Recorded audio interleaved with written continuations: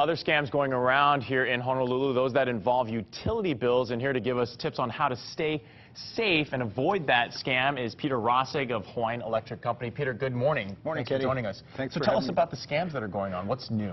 Well, in the last year or so, we've seen a tremendous uptick, a big increase in the number, but more importantly, they're getting much more sophisticated. They'll call a small business, a restaurant, for example, during the lunch hour or dinner hour when it's going to be busiest.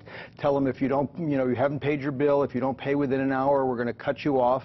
And Hawaiian Electric doesn't operate that way. That's the first clue.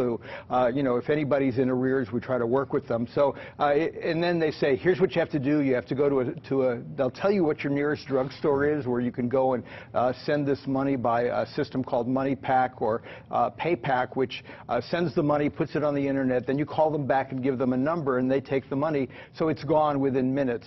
And we're seeing just a lot of those on all the islands, especially on Oahu. So they're threatening to turn off the electricity pretty much, and then and they're forcing people to pay. How many victims are we aware of at this point? We've gotten about 160 reports since last April, so that's more than 10 or 12 a month. We've gotten about 40 that we know of on Hawaii Island, probably about the same on Maui. So we've got to assume that for everyone we hear about, we probably don't hear about several more, because people, if they got scammed, they may be ashamed to call us, or they figure, well, that's a bad deal. But so we know that there are a lot of them out there. We don't know how much money has moved, but potentially thousands of dollars could be leaving the state for nothing, into the pockets of scammers.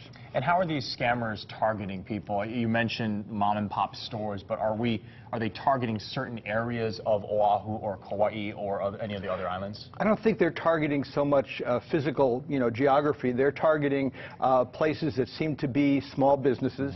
They may be looking for businesses where they think maybe the people don't speak English so well, might have an Asian name or so forth. But basically a small business that may not have a big accounting system and may not know where they are in their electric bills.